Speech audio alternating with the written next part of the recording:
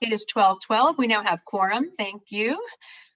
So we are going to get started. Let's start with the agenda. That's not the agenda.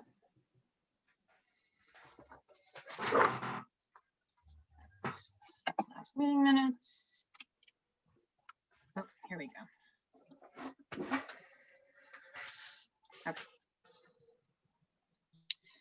So everybody, please look over the agenda. If there's anything that you would like to amend, add, or change, please let me know. Two things that I wanted to bring up that might just fall under the accreditation debrief.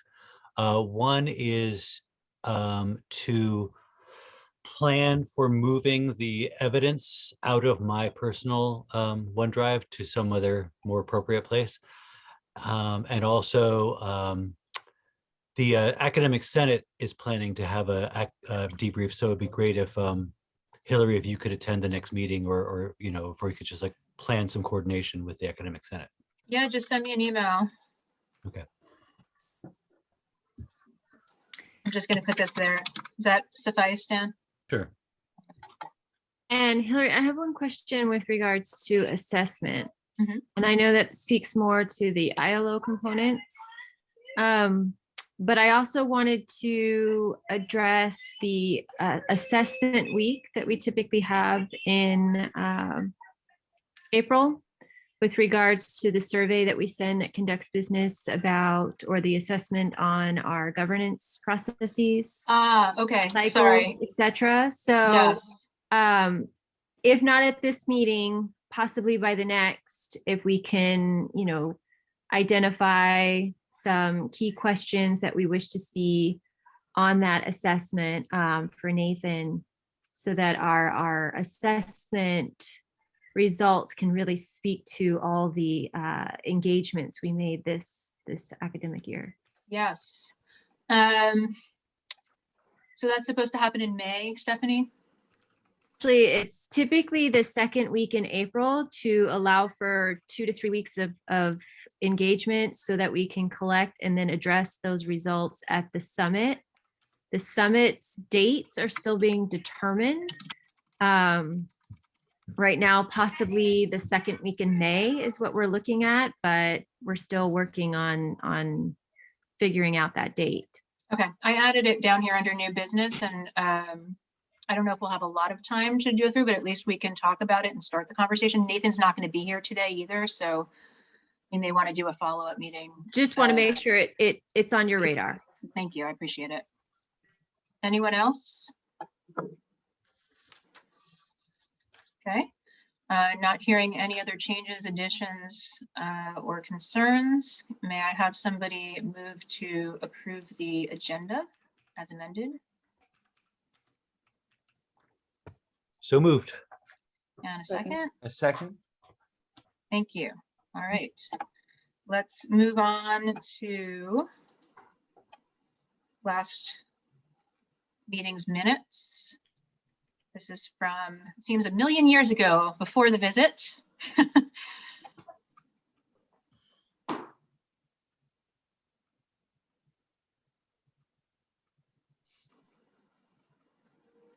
I'll just kind of page down.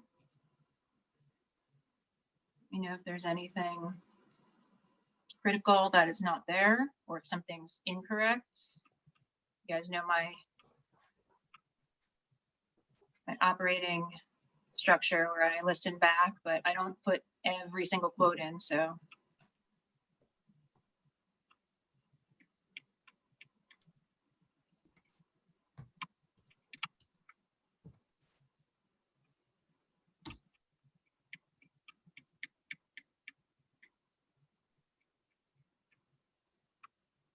All right, any concerns?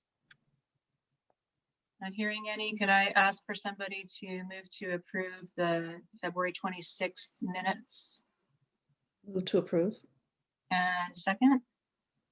I'll second. Thanks, Laura. Mhm. Any objections? Okay, not hearing any.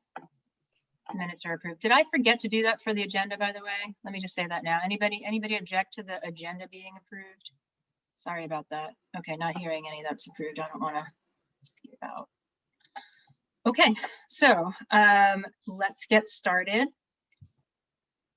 We'll start with Laura, and feel free to work in your conversation, even though we're going to do a debrief if that's part of what you want to talk about. Sure. Great. Thanks. So just in terms of SLOAC, really where our focus right now is, or was this week, was just preparing for the Flex Day event next week. And so we have the 2 to 2:50 hour, and our focus is on critical thinking ILO assessment. And we're actually had decided, and I think it's a good decision. The whole committee decided we're going to go broad with that. I'll do like an introductory slide set just to kind of ground everybody in what our ILOs are and focus in on critical thinking. Sun Young, who's on the group or on the committee, is going to do sort of a visual depiction of how the different levels of like this SLOs, PLOs, ILOs, or SAOs, ILOs, and so forth, how they all interconnect. And then Dr. Chavez is going to share a beautiful example of critical thinking. And so then we're gonna open it up broadly. So that's our plan. We're not gonna do the sort of set rubric. And really the main reason for that is because the rubric that we've used historically is great on the academic side or the instructional side, but it is not great in the other areas on campus. So, and I will say, we had an amazing discussion at SLOAC yesterday about ILO assessment, and that's kind of what we're hoping for, is to capture that. So I know we talked about at the last meeting here, we were updating our spreadsheets just to make sure that they were all consistent. We were each doing them. I mean, we're gathering the data and inserting it, but our spreadsheets looked a little different. So we got them all updated prior to the ACCJC visit on campus. And they're linked on our website. And our visit with the accreditation team went so smooth. I mean, and again, I know Hillary, you guys were getting blasted with questions prior to the visit, all of you. But during the meeting, really, we had a ton of time just to talk about all the things we had done and how much the college has really shifted, I think, towards a more, I guess applied is probably the best way for me to say it, is just that rather than just having it be this thing that we have to do, there really is a shift towards people doing it to improve student outcomes. So anyway, we just shared some of the things we had done. I want to say they had 2 questions for us. And the questions were around the documentation of ILO assessment. So we shared that, right now we're using the APU or program review as a place to document that. And then we're also going through that validation process to really look at that. And they love that idea. And we did say, right, as part of the process, we're going to be assessing both the rubric that we use, because we know that that needs to be amended, but also look at the program review for next year and provide feedback, at least for that assessment component. So yeah, it was it was just a really nice discussion. So really all I have to say about that. Oh, and then one other thing for SLOAC, because we spent most of our time really just, again, running through some of the ideas for the Flex Day event. We are going to be reaching out, and I know Dr. Richardson knows about this, we're going to be reaching out to the administrative units to really support them around their assessment, because that really is one place that they're, and part of it has been really since the switch from TaskStream to CurricuNet, we can't even find evidence of those SAOs. So the AUOs, the administrative unit outcomes. So we'll be working with that, with all the administrators to really focus more on supporting them through that process too. So that will come hopefully in the next, within the next month. Great. And I'll just say, I'm looking at, I know this is kind of far out, but April 16th, which is the Friday we don't meet as a group, to do part 2 of the communication ILO. We had amazing participation the first time, and teamwork came through as something that many people wanted to measure in many different ways. Service areas, I'm sure administrative units would be interested as well. And of course, instructionally. So like the nursing department and Marilyn from CIS was there. She talked about it as something that she also wanted to talk about, like working in a company, you have to do teamwork. So I think it'll be a really rich discussion, and I hope that some of you will come to that. Great. We're going to move on to accreditation. And before we move on, Hillary, I had my hand raised. I just I'm so sorry. Comment. Go ahead. No. Yeah. So it sounds like we have a great course of action. And from the report out that Laura gave with regards to meeting with the team, it's fabulous that we were able to describe to them all the things that we were doing.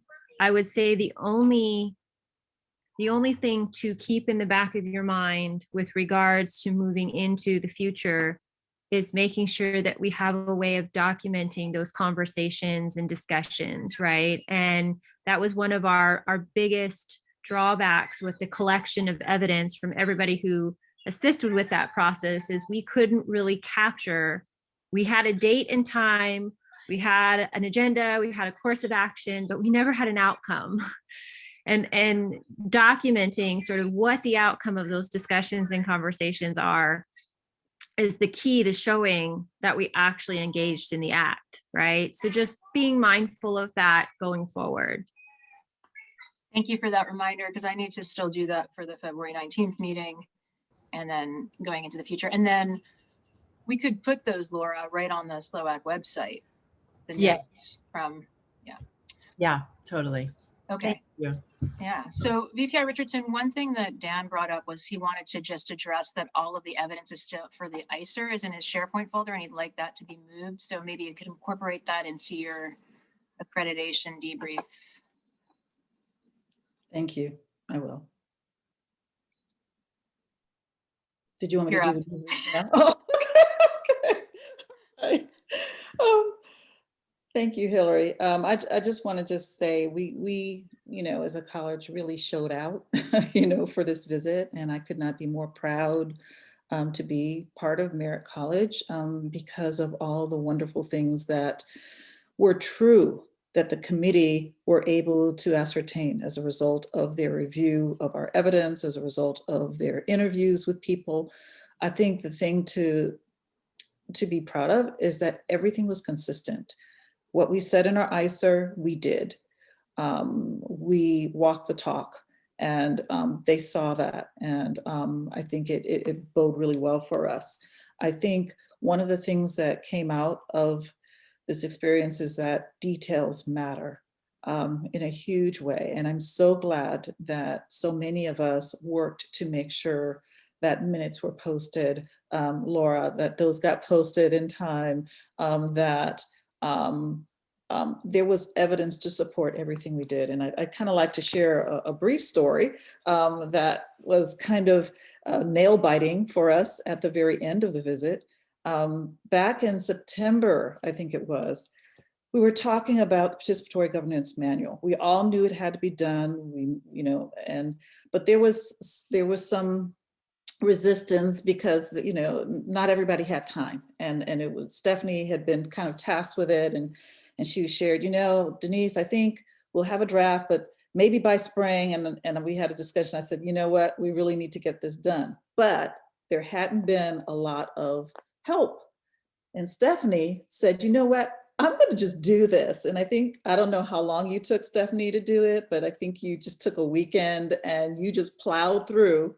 and you made it, you got it done. And so I just want to say thank you to her for that. And she worked very well with Tom, our academic Senate president, to make sure not only was it done, but that it got on the agenda, the Faculty Senate agenda. And the reason that I bring this particular example up is because it was fully approved in February, right? It was February, was it February 26th? I believe it was fully approved. And so on the last day of the visit, the Thursday, they meaning Dr. Keith Flamer, who was the chair, had a conversation with Dr. Johnson. And he said to Dr. Johnson, you know, you guys have done great. You're just gonna have one recommendation. And I just wish that, you know, we didn't have to have that one recommendation. And so Dr. Johnson said, well, what's the recommendation? And he says, well, you guys don't have an approved participatory governance handbook. And Dr. Johnson said, you know, I'm pretty sure we do. So he called me and he said, Denise, you know, do we have evidence that that was approved? I said, yes, Berenice just provided that. And so I called Stephanie, I said, Stephanie, so I'm sure she remembers my frantic call. I said, Stephanie, was that actually approved? Was it fully approved? And she said, absolutely. She even sent me the fully approved document. And of course, I had actually already sent them the minutes. They just, for whatever reason, weren't able to disentangle it from all of the hundreds of pieces of evidence that were gathered. And Hillary knows that because she gathered so much of that evidence that they were asking for at the last minute. Because in addition to the evidence that we provided for the ICER, they wanted volumes of evidence at the end. And I had to send them to, I put together one of the files. It was so huge that I had to send it in pieces. And then Hillary put together another one, which was also huge. So not only was it hard work leading up to the ICER, but of course, during that week. But at any rate, David said, Denise, if you can get that to me right now, within the next 45 minutes, they can remove that one recommendation. And so it was just really kind of a thrilling moment that we were able to provide them with that evidence. I sent it to Dr. Flamer along with the approved participatory governance manual. And that was how we got to have no recommendations. So I think we all can be really proud of ourselves. And I think it's just really important to give a shout out to all of the people on this committee who worked really hard. Neen put all together, you know, all of our information. It went through several iterations after that because a number of us went through and you know, tried to insert what needed to be inserted. You know, Dan was there in terms of evidence. Stephanie was there in terms of process and evidence, and Hillary. You guys saw the videos.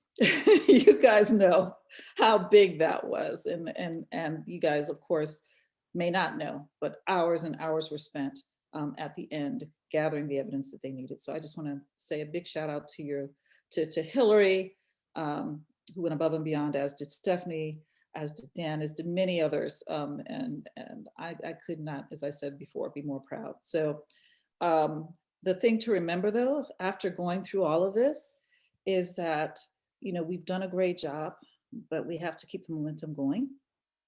And that's going to take being consistent and disciplined. And I'm so glad that this committee is in place, because this committee is going to help us with that. Another idea that I think is going to be helpful to us, and I just rolled this out to Stephanie recently, and actually the rest of the steering committee, which is kind of transitioning now to another purpose, is we now need a manual of policies and procedures so that we can stay on track. And that's a project that we're going to embark upon pretty quickly. So that's basically my debrief. I'm open to any questions that you might have. I don't have a question so much as Stephanie and I actually were talking about the manual. And sort of reimagining it a little bit. So we'll talk about it Monday. Okay. But we were saying that, like, you know, that almost like a calendar, right? So that maybe it's 12 pages, like it's January, February, but starting in August. Mm-hmm.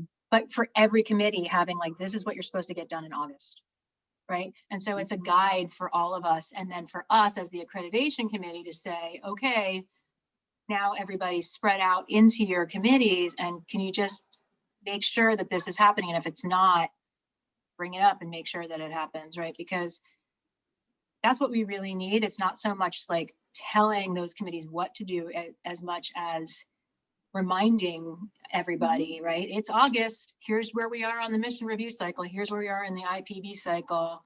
And this is what you should be. And here's the APU cycle, right? All of that. So.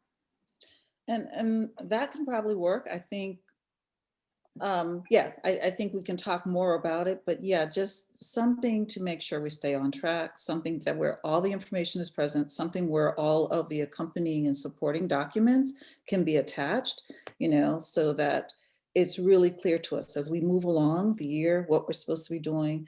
And the reason for that is not just to kind of, you know, be a bee in the bonnet, but the reason for that is because, you know, life is life. And so you just never know what's going to happen with leadership. You just never know. That kind of manual or that kind of documentation, whatever form it takes, just really needs to be in place so that we can preserve our processes and procedures. So. Totally agreed. I want to thank and I'm sorry to do this, you guys, but I just have to thank Stephanie and Neem brought me into the process in like May of last year. And even though I had been at Merritt for 18 years, I knew very little, and I had written Standard 2 before, or Standard 4 before actually. I knew very little about accreditation, and they were very patient with me and they trained me up. And then I feel like I got a whole nother level of training in the past 4 weeks. Just being a part of that visit, and Lily and I think were texting at 1:30 in the morning and one night. I mean, just that level of detail that was needed, it really taught a lot of us, and I'm just, you know, speaking for myself here, it taught me a lot more about accreditation than I ever could have gotten any other way. So I feel much better equipped to lead this committee now moving forward. And I thank you for sticking with me in my unprepared state and helping me along and supporting me. Okay. Hillary? Courtney and Dan had their Courtney hands up. has his hand up, yeah. I was thinking that given that we want to transition all we've assembled from Dan's personal OneDrive to something that has institutional support and longevity, we might ask Neem, who has the library science background, on how to organize things so they can be found. If there was some advice he might give us about how to structure things so we can find and use it in the future, and really not to make more work for him, but we really have an expert on that very activity right here. So maybe we could ask for some recommendations. Not necessarily now. I was going to say, Courtney, you probably have some ideas too, as somebody who's intimately familiar with technology. Oh yeah, and that's why I go to the domain expert to guide the technology implementation. And so I really think that we have an opportunity here because we have assembled some comprehensive material about the college, but we don't know how to organize it or find things or search it. So just a thought.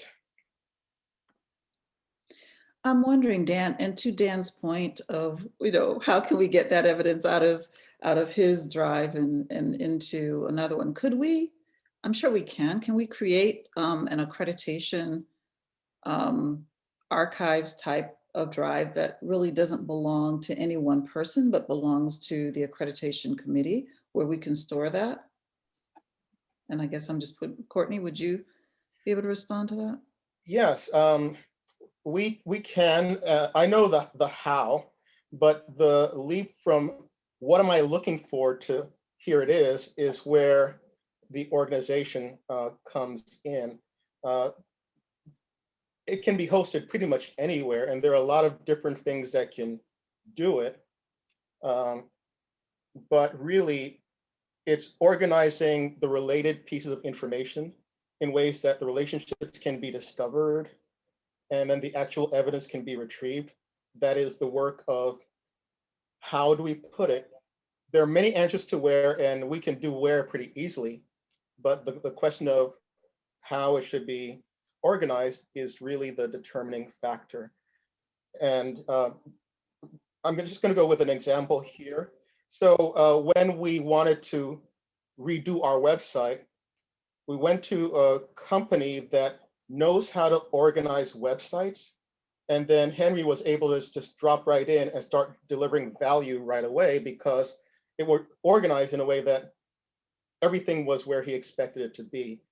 So that's the kind of domain knowledge we need about how to organize these related pieces of accreditation information, so that it can be found and used as a model for later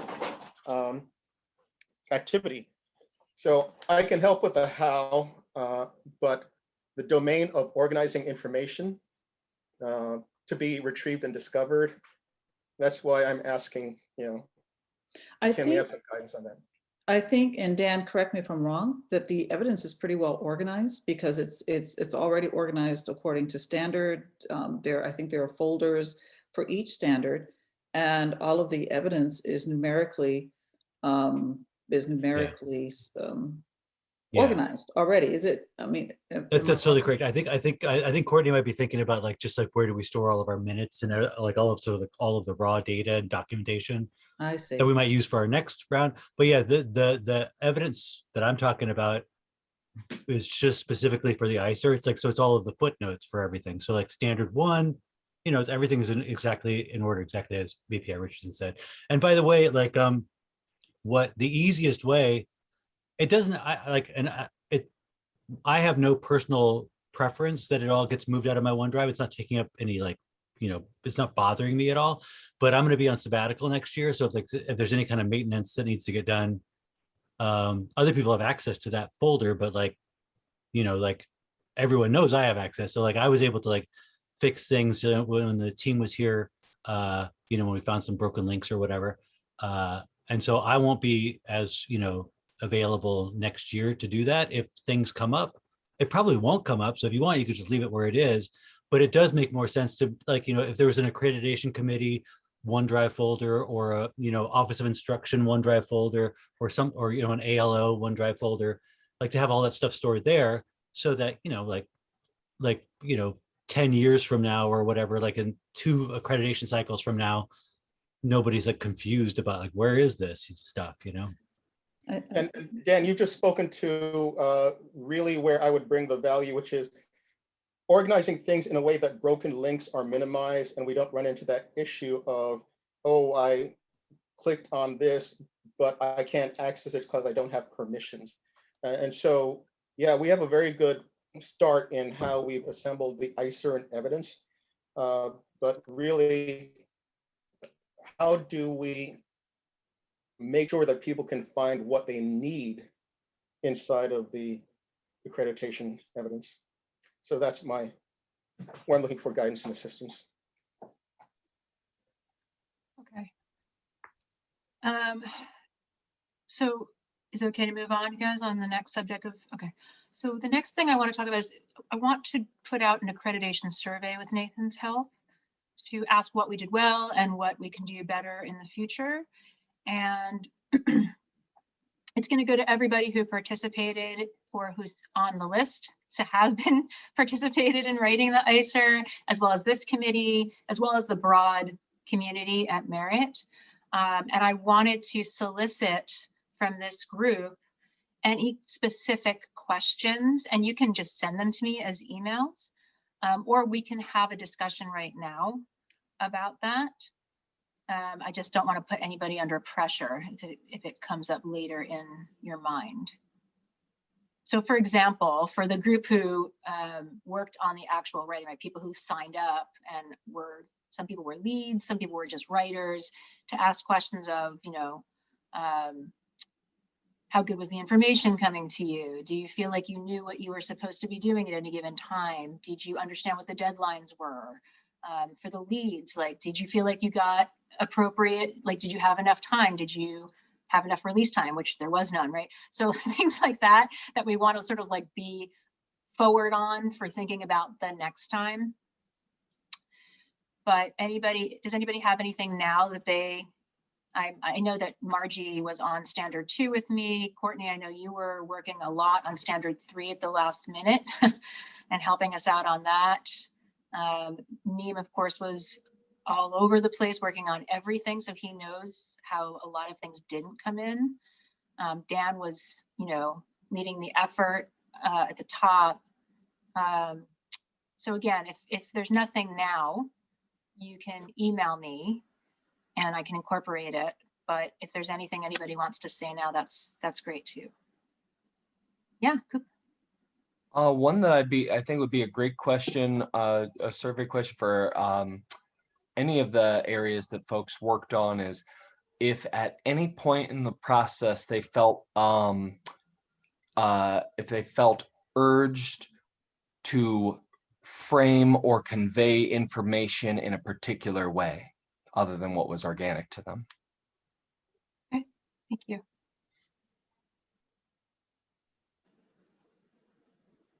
Anybody else? Okay. Well, if you come up with anything, email me, so I'm not working on that one alone. All right, so we're moving on to old business, and we're checking in on both the mission cycle and the IPB cycle. By the way, this will get much easier when we have our calendar, right? It'll just be front and center. As you know, coming up, we have Flex Day this Thursday, the 18th. And on Thursday, our president will be leading a very important part of the mission review. We are at a point where we've done a survey, people have given some feedback, and this is really a critical point because we're going to have the availability of the full college on a Flex Day. Stephanie and I have been talking about this, and I know Dr. Richardson, you're in on this conversation as well. We want to make sure there's broad discussion, and I'm just suggesting, from Stephanie and my conversation, that we do some breakout rooms in that meeting. I know that there are already some sample statements, so that we can have like smaller groups, and that we can have people in there as leaders, myself, Stephanie, yourself, and Dr. Johnson potentially. But if there's other things you want to say about that, I'm happy to hear your perspective. Sorry, multitasking. Are you waiting on me? Well, I was asking Dr. Richardson, but do you have something to say about that, or should I ask Stephanie to speak? I'm sorry, I thought you were directing that just kind of generally. So you were asking what we should include for the breakout rooms? Well, no, I just want to make sure that we have breakout rooms. Oh, we haven't had a discussion about what we're doing on that mission review. We've been focusing on this upcoming manual calendar, but it's coming up Thursday. And I do want to make sure that we have breakout rooms so that people get a chance to actually voice what they want. I think when we have the broad discussion, it's really hard to get people's voices heard. And we're really at that critical point where we need to make sure we have buy-in and we need to hear what people have to say. I'm assuming, Cooper, there'll be some students there as well. Well, we'll make sure to invite a number of We're students. hoping. And We need to do a better job of inviting students to Flex Day events in general, especially like particular ones like this where we're doing mission statements. Some of them are more directed at instructional or service areas. But with the mission review, this is definitely an area where we want student voices.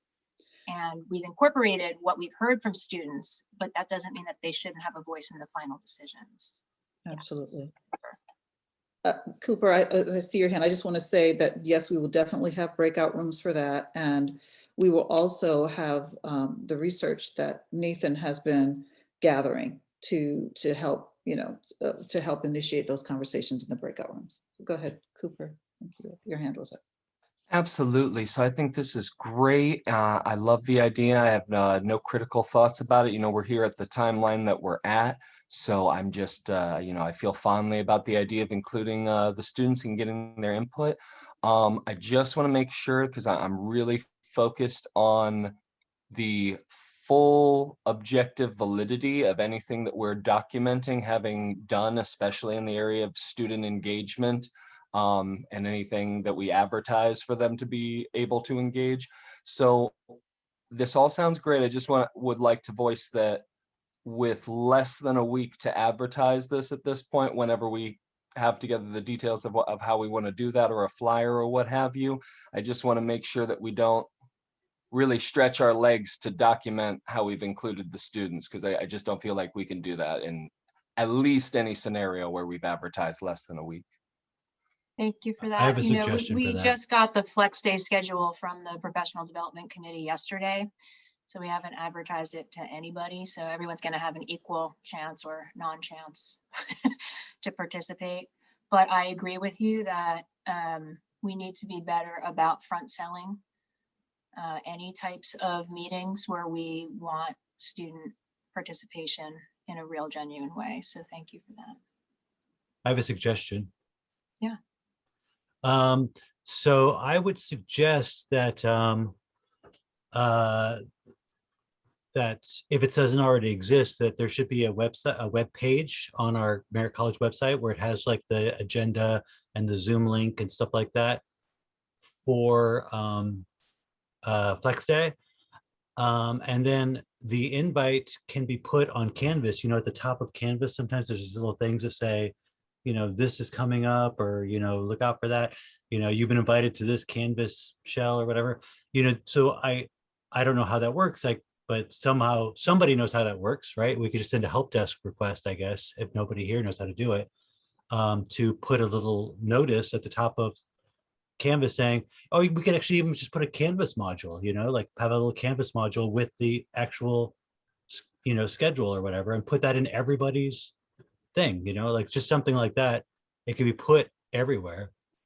And that way, like in addition to all the students, all the faculty will see it too. And anybody who uses Canvas.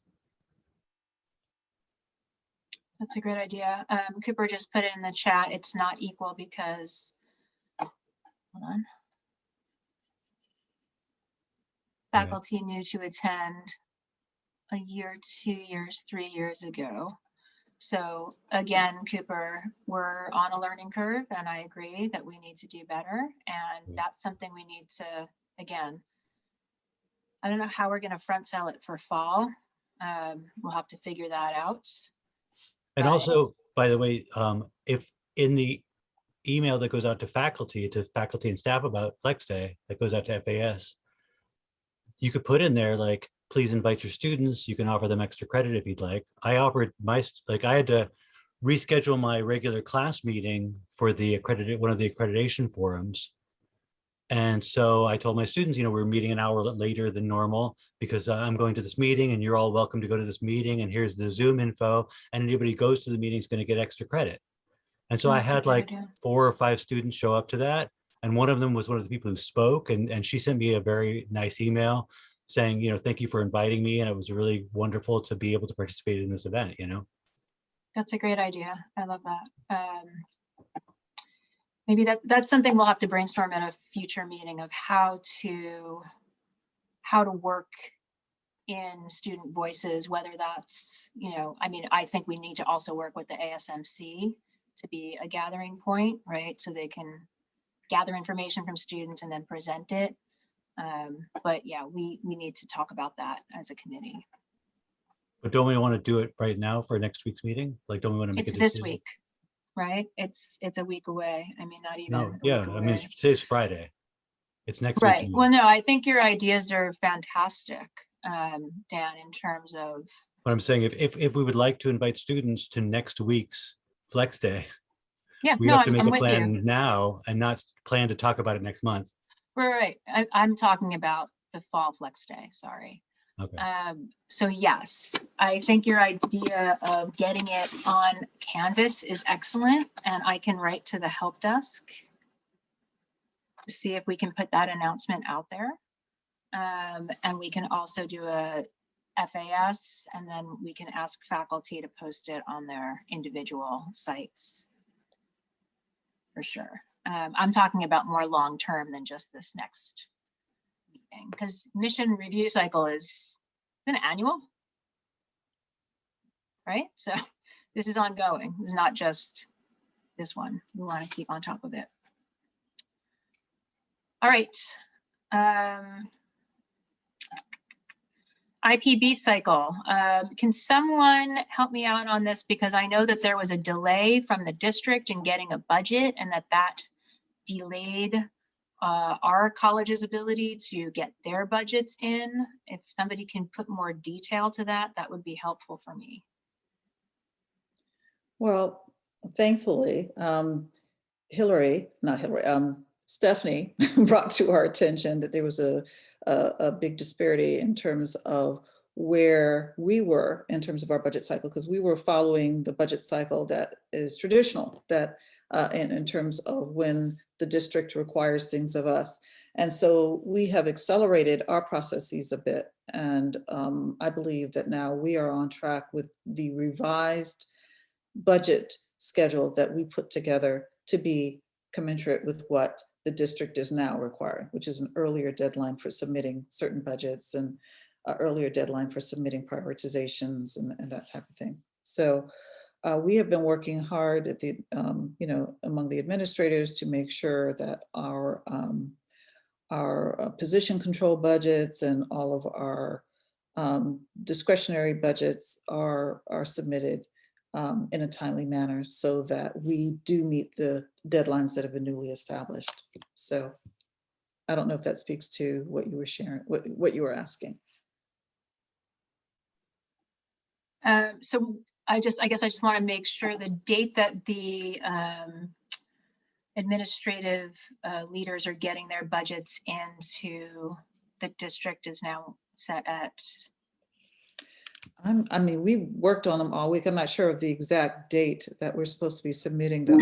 It'll be at the PBC, the joint PBC PGC meeting that will happen the last Friday of March.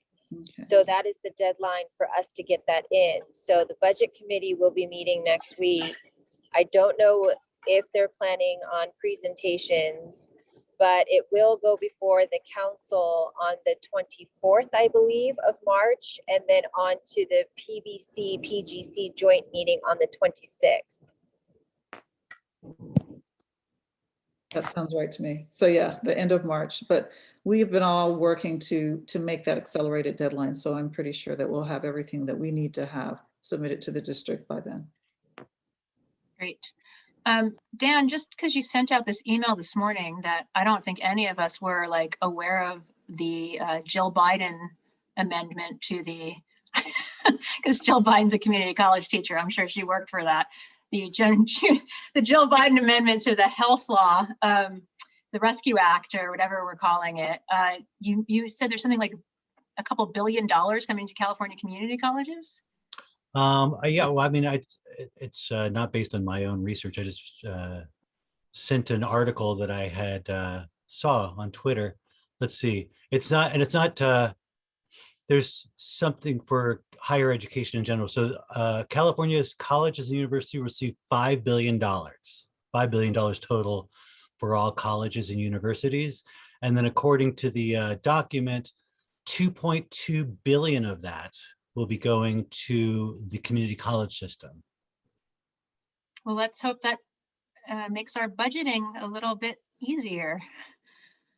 Something we should definitely bring up with the district when that money comes in, because we have a whole lot of vacancies to fill for instructional spots and for student services and staff all over the place. That would be lovely.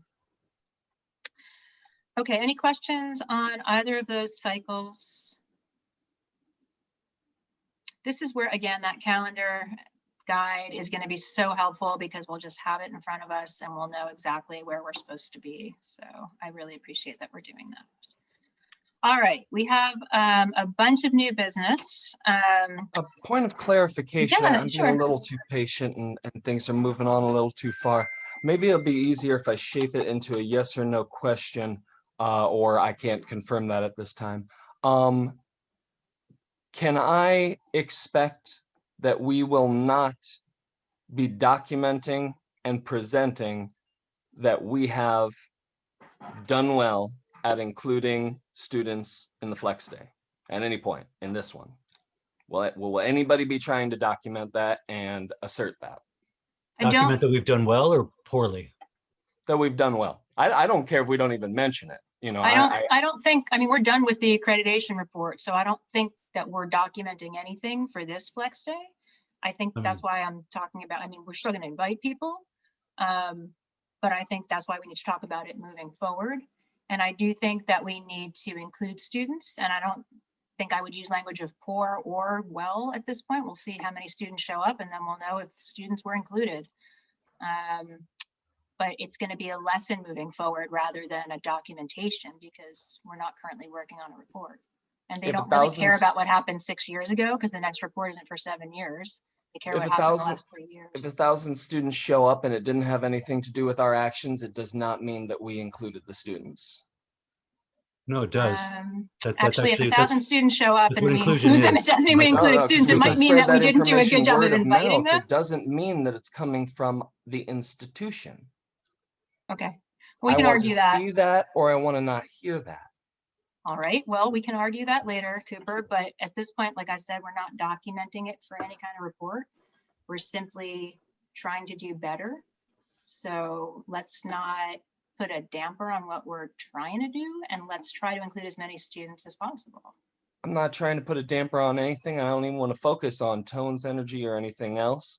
We have assurances of improvements that we have made, and I don't feel great about how our documentation process has gone. So I don't need to have an opinion about it. I don't need to hear opinions about it. I just need to figure out that we're following due process. That's all. Just Okay. this The didn't have to be long at all.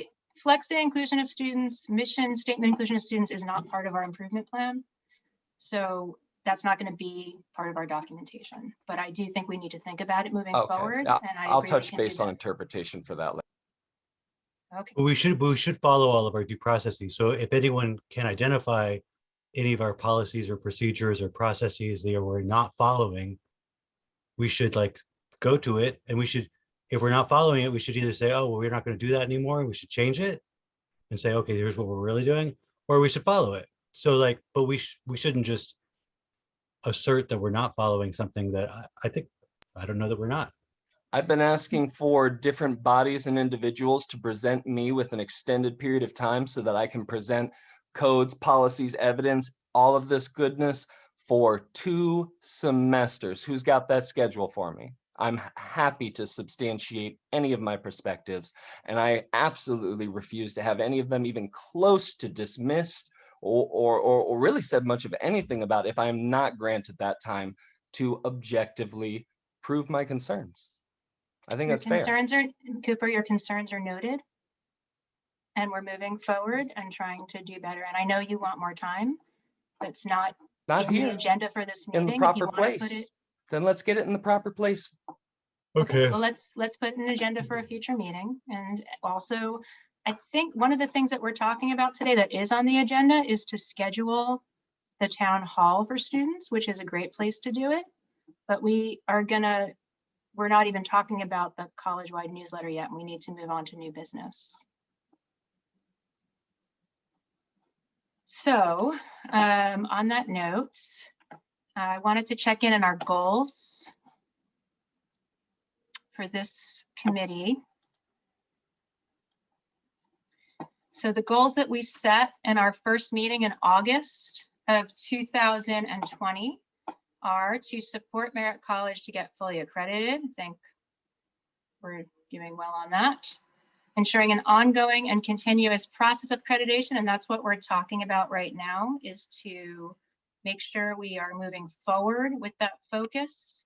And in the areas where we're not doing well, or we're not, as we said, we're not perfect, that we want to have improvement. So definitely, Cooper, this is one of those areas. Increasing the knowledge of how and why and what we do are interconnected with the mission, and maintaining evidence of that. That's definitely something that we need to do. And as we kind of come to this next stage of the mission review cycle, it'll give us an opportunity to talk about how can we document that. But also part of this was, we talked about potentially having a newsletter come out of this committee, and I put that on hold because of the accreditation visit and all of the work that went into that. But I'd like to ask the committee how they feel about having us be a body where we just like monthly or quarterly even, just saying what's going on for students right now, what's going on for student services right now, what's going on for administration right now, and what's going on for instruction for faculty right now. How do people feel? And I would ask you guys to bring it to me as representatives, and then I'll put it together, but how do people feel about that?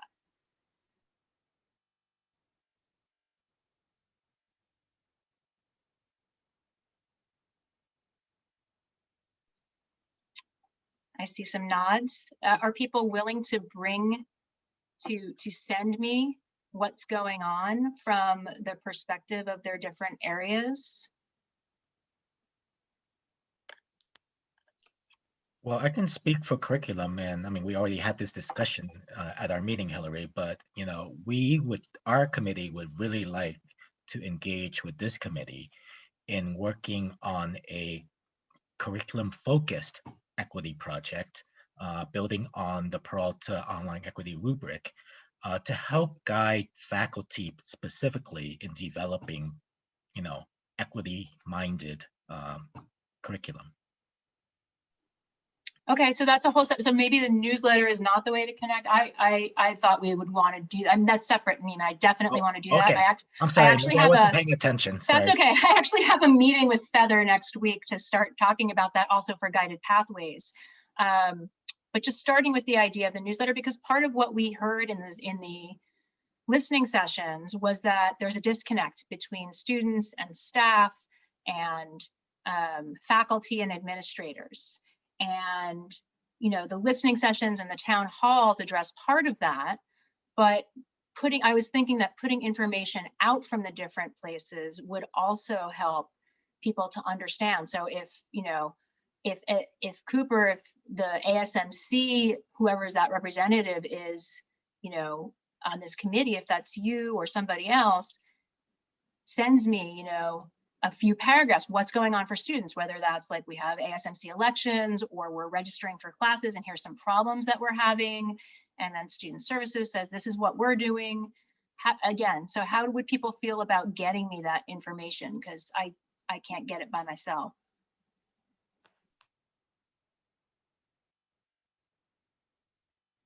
So Hillary, I had a quick question. I know that at one time we were talking about including on the agenda of our participatory governance committees, the issue of equity. I don't know if you recall that. I mean, just like we've included assessment. Yeah, well, that's yeah, and we're sorry, I am going to talk about equity today. Mhm. This is a totally separate idea that we had talked about, and I just wanted to know what the committee, if the committee's like, you know what, a newsletter is a dumb idea, don't do it, just let me know and I'll drop it. But that's what I was just asking about, the idea of putting out either a monthly or a bi-monthly or a quarterly newsletter with literally spots for each of those 4 areas, because we had heard that there was a disconnect between students, staff, classified staff, faculty, and administrators. And so the idea of saying, here's a couple paragraphs from students, this is what's going on for them right now. Here's a couple paragraphs from faculty, this is what's going on for them right now. Classified staff and administrators, and just, you know, putting that out to the college to connect people. So Hillary, I have a suggestion as well to take that one step further, in that I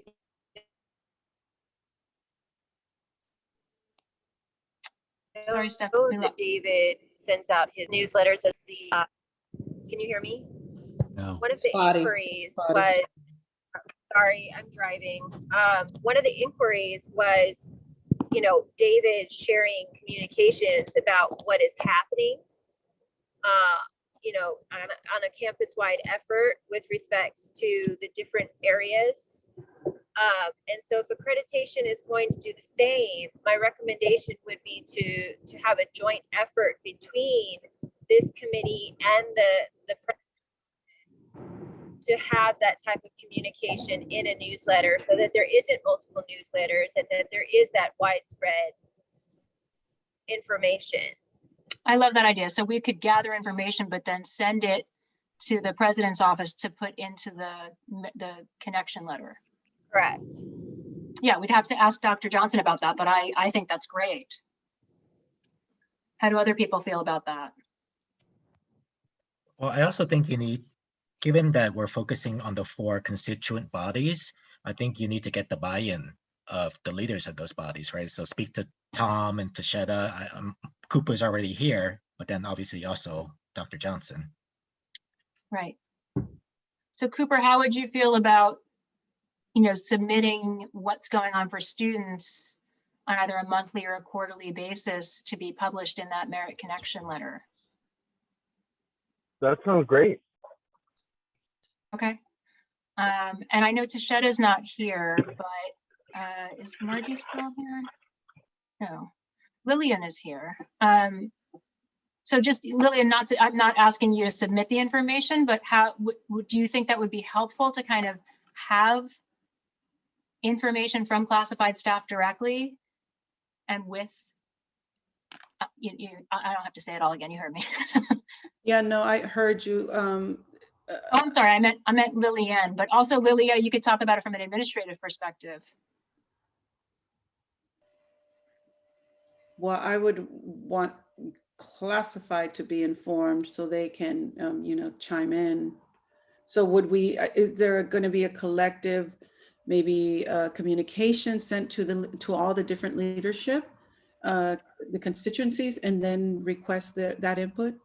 That's the idea. That's what I'm asking now, right? Yes. So to send it out to Shetta, right, as the lead of the classified senate, but she can request information from other people. Oh yeah. Yeah, and then from the managers to say, what's going on from their perspective. Mm-hmm. Okay, I'm sorry, Dan, you have your hand up.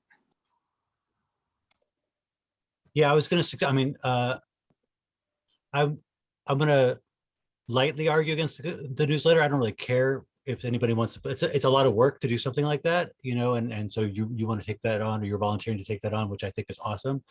But I think if the goal is like making sure people are aware of what all the different constituent bodies are doing, I think that we really need to make sure that our practices with posting minutes and agendas for meetings is like not just an accreditation cycle year time, so if we had the minutes for every single meeting for every single committee posted, immediately after the meeting, where the minutes were approved, then everybody would have access to that information. That's sort of the place where a lot of the stuff in the newsletter would be culled from. And that's really where we've fallen down in the past. And so I just think that we can have a newsletter in addition to that, but we really, really need to make sure that our minutes continue, our agendas continue to be posted online for everyone to be able to access them. Totally agree with that. I think sometimes what happens in meetings, though, doesn't necessarily translate to what's going on beyond that. So that's the idea. And like I said, I think if we could do it on a quarterly basis and have it be part of the Merritt Connection, if Dr. Johnson's open for that. So, okay, well, I'll take your, yeah, Laura. Yeah, thanks. So I was just gonna, I completely concur with what Dan just said, that, we need to make sure that we're continuing with our minutes and our agendas and all of that. But that to me seems like a separate issue in a lot of ways, because I'm never going to go back and read through agendas and minutes from all the different shared governance committees. But it's a way to highlight. Who will? Somebody will? I'll definitely help out with that. I do it all day. Wow. Okay. I am so impressed, because I would not. Okay. I'm just being honest here. I would not. But it would be helpful, I think, to get a snapshot. For example, okay, if you read Dr. Johnson's email out, really with just that lovely statement to the service area folks and how hard they're working. I really appreciated reading that, and I think, again, just that kind of thing helps us sort of open up and say, oh my gosh, right, look at all these things they're doing. So to me, a little snapshot, I think, is helpful to help us sort of engage with others and just see what other people are doing. So anyway, my 2 cents. Okay, well, maybe what we could do is we could do an experiment and try it this quarter. Something before the end of the year, and then we can do a survey, or we can see how people react, and we can make a decision about how to move forward next year. You know, All right, yes. can I just say something really quickly, Hillary? I don't know what this looks like, but after hearing what Laura said about not like reading the agendas and minutes, I think a lot of people, sans Cooper, would agree. But and kudos to Cooper for taking the time to get into those details. I'm just wondering if there's not some way we can flag, like when big decisions are made in our participatory governance committees, if there's some way that that can be highlighted somehow, like a minutes, I don't know, summary or just something where it really comes out that at this particular meeting, we decided to, I don't know, create an equity-based, like if in curriculum committee, we decided to adopt the equity rubric for the district, and this is how we're going to translate that into action for Merritt College. Just something where things would pop out that would be of particular interest for accreditation or even for our own purposes. I don't know what that looks like, but I just kind of wondered about that. I kind of feel like that should be in a newsletter, and it should be, it's like the highlights of governance, right? So if anything major took place amongst the connection of our processes, etc., that gets highlighted and showcased in some type of newsletter that gets shared, you know, on a campus-wide or public relations matter, because that is one of the things that the visiting team sort of requested of us or spoke to, was that, you know, there needs to be a broader base of the president's involvement in sharing this information. And so if all of these things are stemming from these processes of governance and these discussions and conversations, then it needs to be highlighted and showcased somewhere. So I have my hand up too. I'm just wondering though, you guys, I mean, isn't that part of why we attend? Like I'm at CDCPD and I report out on SLOAC, any highlights that have happened in SLOAC that week. I always send a report to Tom to share at the Academic Senate Committee. So, I mean, I in a way, my understanding of the way information is supposed to move, and it doesn't mean that we shouldn't share those things. You know, we couldn't highlight those things in one other way. And so I'm not discounting that, but that was my understanding of why we do report out to the shared governance. Anyway. Yeah, Laura, I think that's true. And that's mostly faculty, right? So it would be important to also have students and classified staff be aware of that. Right. Good point. Yeah. Neem has his hand up. Yes, so actually we do already have a mechanism to do this, and Stephanie, is very conversant in this. We were developing, or we have developed, a reporting form and a resolution form for the College Council, whereby all the constituent committees are supposed to bring up these ideas and recommendations in a formal way to present to College Council, which can then forward them to the president. And as part of the process, the president is supposed to respond. So he gets the feedback. He can take that feedback if he approves it and add it to his newsletter. I mean, if we just do some of the things that we say we're doing, I think we solve a lot of our issues. We don't have to come up with new processes, So maybe let's get back to like formalizing that reporting structure. And of course, this is only for the College Council, so the Senates would have to have kind of a parallel process, but the president meets with all of the Senate leaders in Leadership Council. So there's another avenue for that to happen, Thank you. Cooper and then Nathan. Two quick things. First, just a check-in. This is possibly going over my head a little bit, possibly not. If you could sum up into just one sentence for me, what is the goal that we're brainstorming for? The goal is so that all constituents of the Merritt community, students, classified staff, faculty, and administrators are aware of what the other constituents are accomplishing or going through, at least on a quarterly basis, hopefully monthly. And primarily through like documentation and access to minutes and easily understanding what they contain, that kind of stuff. Not necessarily to like make it more succinct, like in a newsletter format, so that it's just highlighting specific things and it would be the specific constituents that would decide what they want to highlight. I see. I'll just throw a quick suggestion out there. Is a little two-parter. The first part doesn't directly accomplish it, but one, I have been really a proponent of everybody starting their own YouTube channel, because I mean we're already saving all these recordings. I mean you're all storing on them in the institution or your own hard drives. YouTube's a permanent place to put these things for free indefinitely, just like the Board of Trustees does.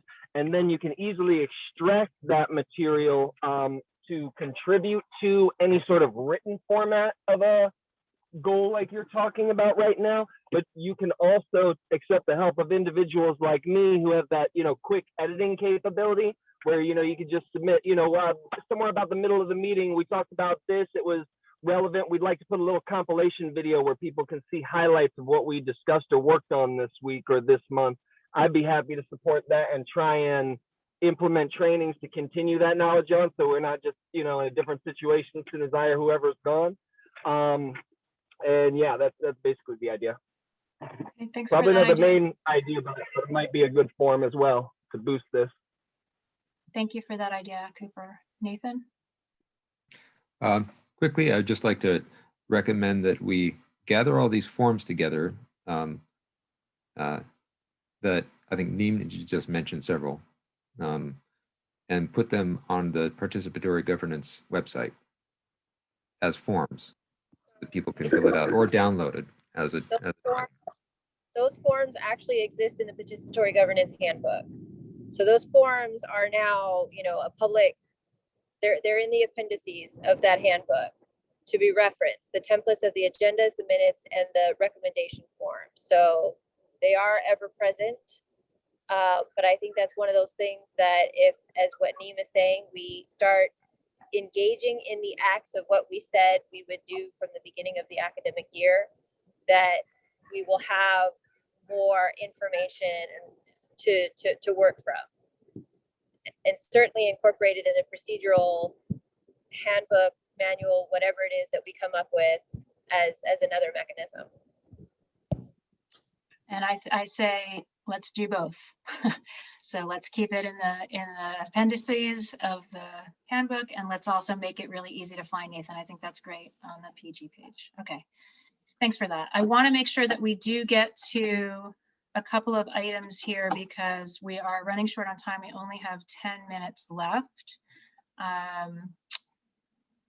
We're not going to be able to have a broad-based discussion about equity, but what I really wanted to address from the perspective of this committee is to really engage with all of the other PG committees on campus to say, for example, Neem was talking about having an equity rubric for curriculum. We were thinking about, for SLOAC, Laura, maybe thinking about if it's not a rubric, then just considerations, right? Like, how are you incorporating equity? But to go to every committee and say, like, what are you doing in terms of considering equity? What are the, developments that your committee is working on? I don't know if I'm stating that clearly. Well, Hillary, just a point of clarification. So would it be like, for example, Sun Young was sharing just yesterday at SLOAC how the math department was looking at their data over the last maybe over the last year or so, and seeing where there were some equity gaps and then making some changes. So, I mean, it might even just be like people sharing out some of the things they're doing to try to really dial down and see what's happening in terms of equity, or would it be something that you would expect the committee is doing, or just more about our laser focus? I think it could be up to each individual committee on how to incorporate equity. I just want to make sure that we are practicing as a college, having an equity focus. One of the questions that the ACCJC visiting team sent us, and Dr. Richardson, I don't know if we responded to this, was really lasering in on, okay, you've got all this disaggregated data and you know where your equity issues are, and you do all this great training in systemic bias and right, but are you training faculty to then take that and like, what are the best practices to then improve your teaching and your classroom so that we're closing those gaps? And I just want to make sure that we're addressing that. One of the things that we said in response to that was that those conversations are happening after the program review, after the APUs. Those conversations are taking place between deans and department chairs. One of the things I think we need to do a better job of is documenting those conversations and documenting the outcomes of those conversations in terms of how that's going to change things. So we cited that and also just shared that we're going to do a better job of that. I mean, we realize that,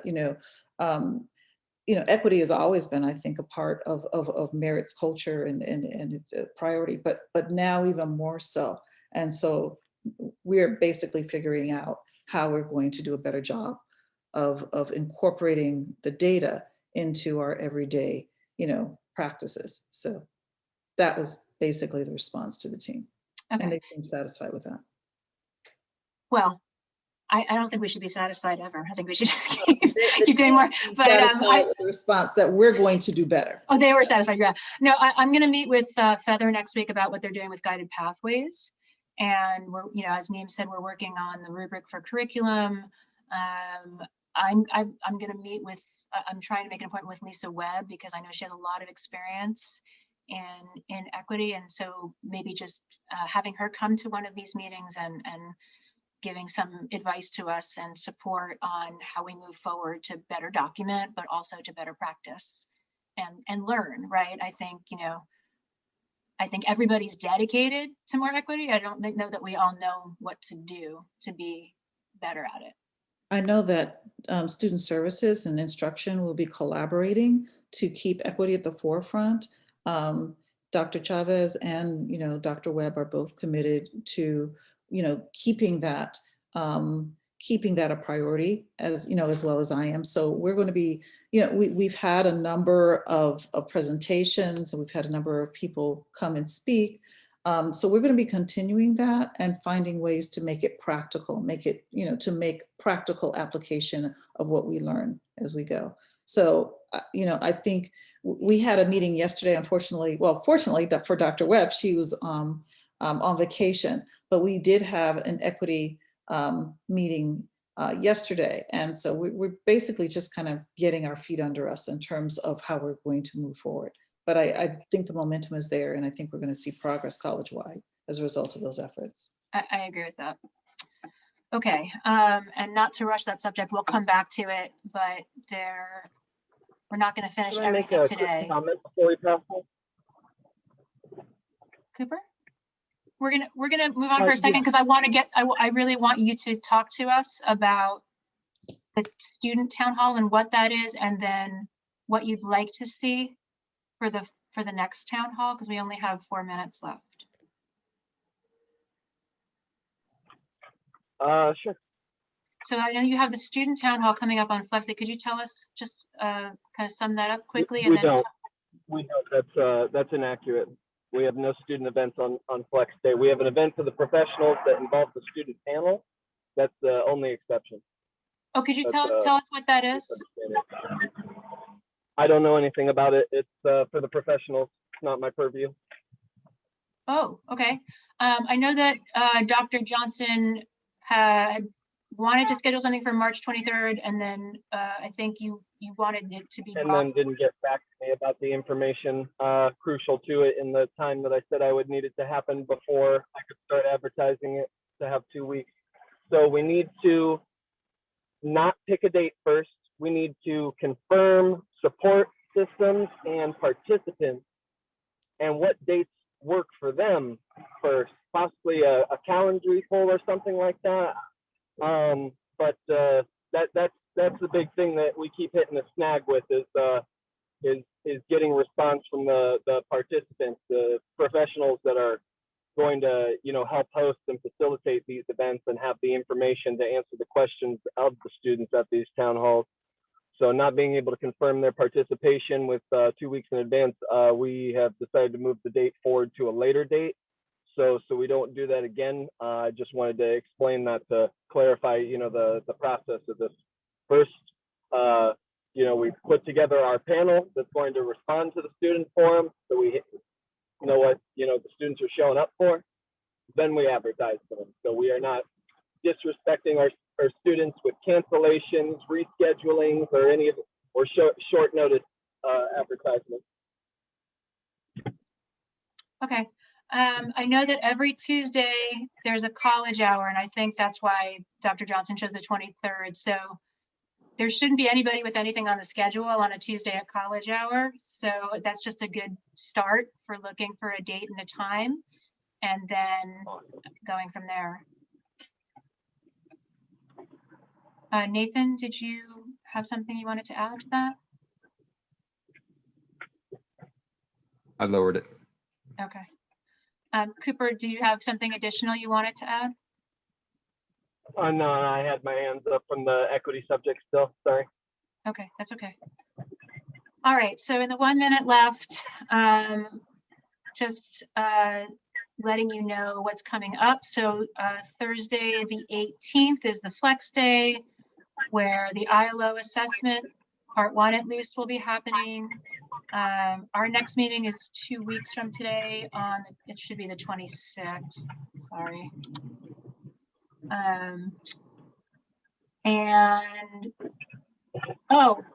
At Flex Day, they're having a participatory governance roundtable, and it's kind of a rush, like sort of fraternity rush. It's like trying to get people to join participatory governance committees. And I know Neem and I will be there. I would like to invite anybody on this committee who is interested, and you can talk about what it's like to be on a participatory governance committee. And if you can do it, it's from 4 to 5, and you would just email Francis Moy or Maria Rodriguez and let them know that you are willing to participate. Okay, so sorry, we didn't get to cover everything. We'll have to take it up at the next meeting. If everybody could come on time, we would have more time. We couldn't really start until about 12 minutes after the hour this time because we didn't have quorum. So thank you, and have a wonderful weekend. Thank you. Thank you, Hillary. Hopeful to talk to Mr. Bennett on the way out. I'm sorry, Cooper, what's that? I'm still hopeful to talk to Mr. Bennett on the way out, like we mentioned at the beginning of the meeting before we close out. I don't know if someone wants to hand off host to me so they can depart or what have you. Who do you want to talk to? Hey, Cooper. Mr. Bennett. Hey there. Hey, I'm going to put my my Zoom number, and we can just go on to that Zoom.